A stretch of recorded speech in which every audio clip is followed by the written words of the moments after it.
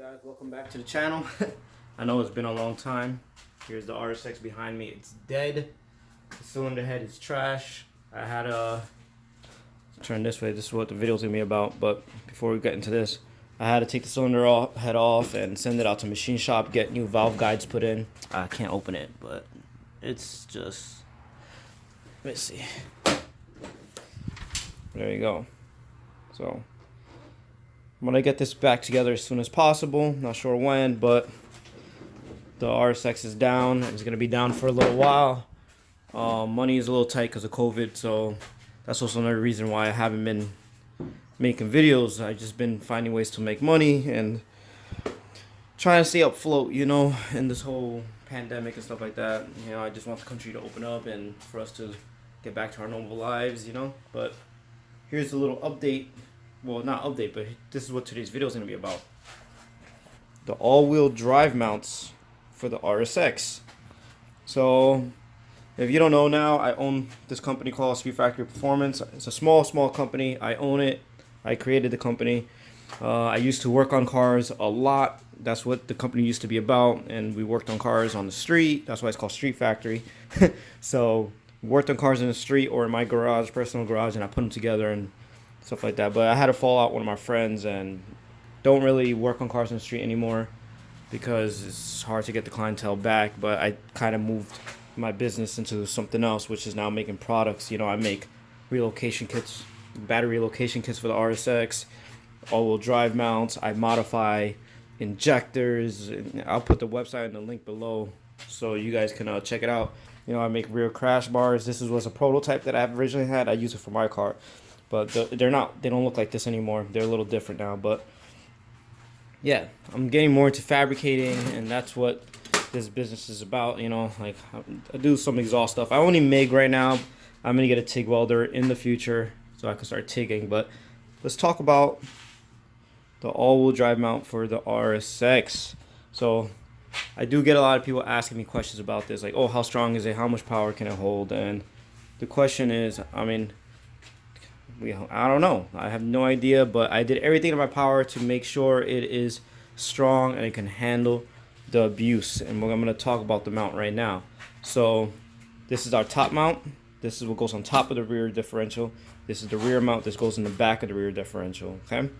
So it's full steel construction. I make it myself here with all the tools you see in the garage, which is not much.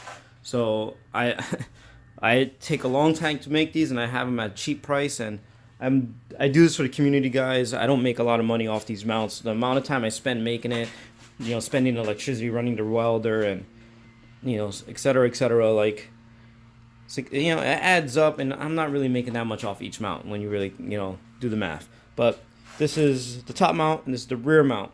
So on the top mount right here, it will come with hardware, all the right size to fit onto the diff. This part goes into the diff. This goes to the back of the trunk with a back plating, okay? So as you guys can see, the back plate is much bigger than the front plate, and I did that on purpose to basically have more surface area, okay? So what I recommend if you're running big high horsepower is this back, like after you guys bolt it all on, this back plate, clean up the edges a little bit. I'll clean up the edges, and that's why I don't have it painted. I would recommend you guys welding this to the back and the inside of the trunk, so it'll still be a back plate, but it'll be welded in. I can't show you, but if you come to my RSX, this is where my fuel tank is. So it's all covered now, but all the way back there, let me see, I don't know. Yeah, you can see my back plate kind of a little bit. Mine is welded in. Let me see. Yeah, you can't see it, but my back plate is welded in. Even though my car doesn't make power, it's a track car, so I want reliability to be up there. Like I said, if you're daily driver and all that stuff, like I said, this is a bolt-on kit. You do not have to weld this back plate. If you're making big power and you want to weld it, a couple of stitch welders around, you guys can. You know, it doesn't have to be full welded around. I would say weld the sides fully, and then maybe on the top in the middle and the bottom in the middle, and you should be set. And it comes with the bolt-on hardware as well, so it's to keep it removable. The back plating, if you weld it, obviously it won't be removable. Okay, and this is the rear mount. The rear mount is pretty cool. It's tubular, so it's a tube style. Comes with all the hardware again. This is for the rear. It just slides right in, bolted on, and it comes with the bushings. Can't take it out by hand, but these bushings. There you go. Hold up. All right, here we go. These bushings do come out. Here you go. And this bushing is what takes the load and the shock and all that stuff. So instead of being rubber bushing, it's like a brass bushing. I believe it's brass. I don't remember what material I use. I have it all written down when I order it. I believe it's brass. But this is a softer metal. This is the metal that would wear out over time. And like I see, it slides right out. It's just replaceable. If you have wear on it over time, then just, you know, send me a DM and I'll send you a replacement. They should last a while though. They shouldn't go like, you shouldn't have to replace it every year. You know, maybe every 2 years or something. I would say maybe every year look at it and make sure it's not wearing out. If it is, then just DM me and I'll send you a replacement. And if you don't want to DM me, just measure it out and find a local supply and, you know, put new ones in yourself. So this is, I did this, like I said, is to prevent the load, the shock, you know, the shock load. It kind of goes into the softer metal instead of like really hitting hard on the actual steel. So this just, you know, so things can last a little longer, you know. Maybe this will wear down a little bit, but it's replaceable, it's easy to remove.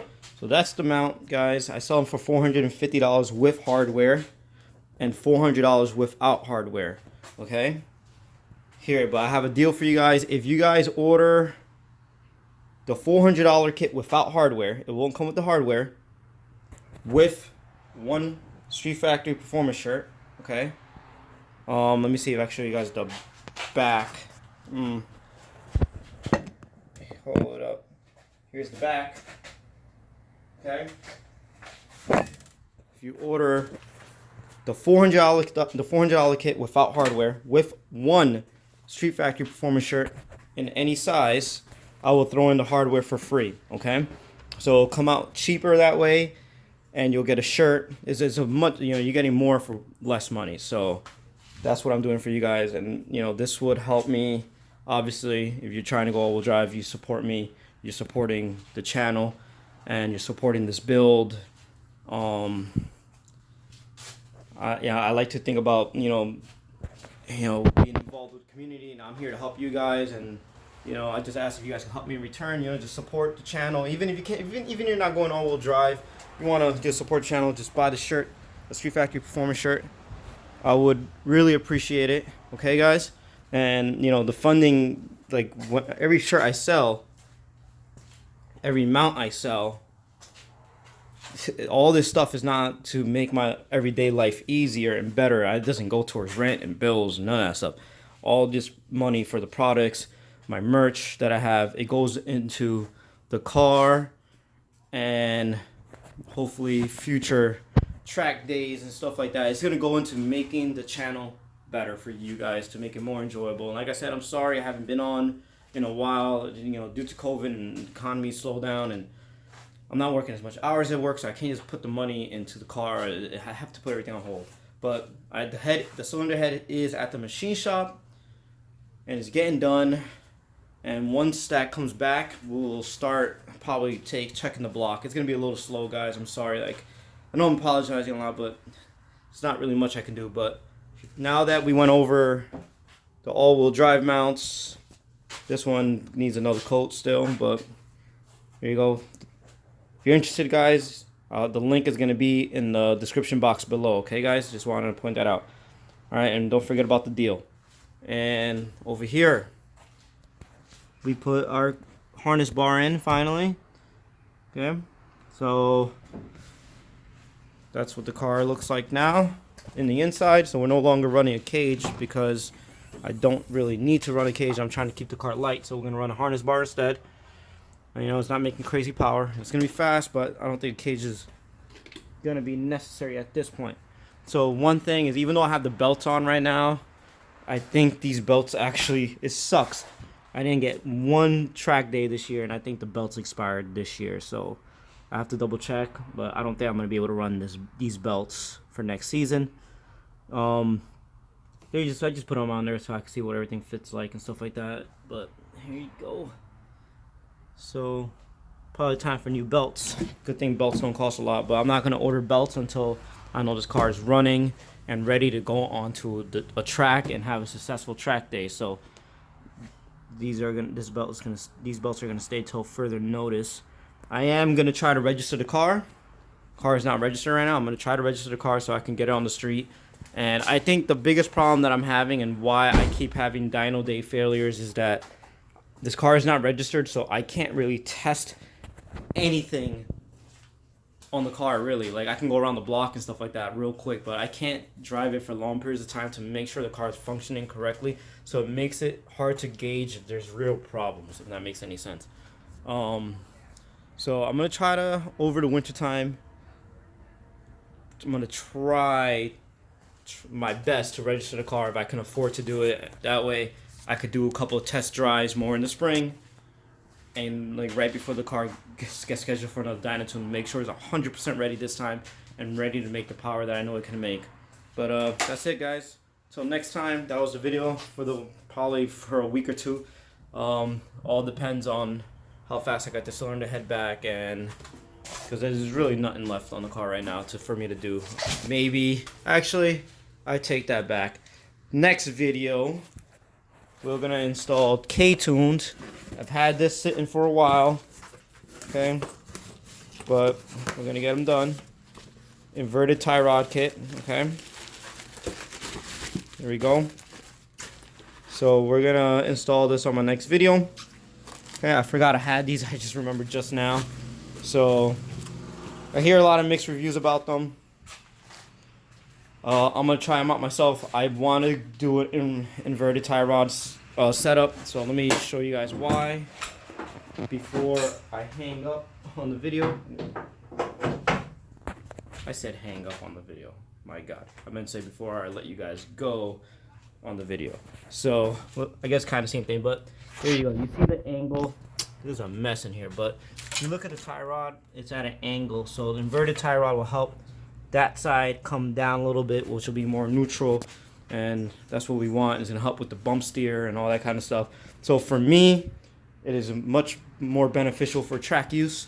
So even if they don't last that long, I guess I can always, hey K-Tunes, your product failed on me. Can I get a new one?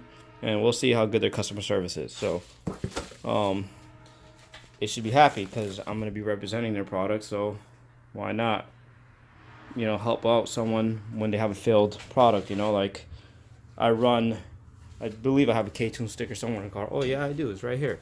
So here you go. Boom. So I represent I represent everything that I have on my car. I put on the car, even though I'm not sponsored by no one. So not gonna fight to get a sponsorship. None of that nonsense. But I do represent them because I want people to know what I use in my car. Because if they want them to copy, they kind of have an idea just by looking at my car of what I'm running. So it is what it is. Hopefully, maybe one day I can pick up a couple of sponsorships. But as of right now, I have 0 sponsorships. But alright, that's it for this video.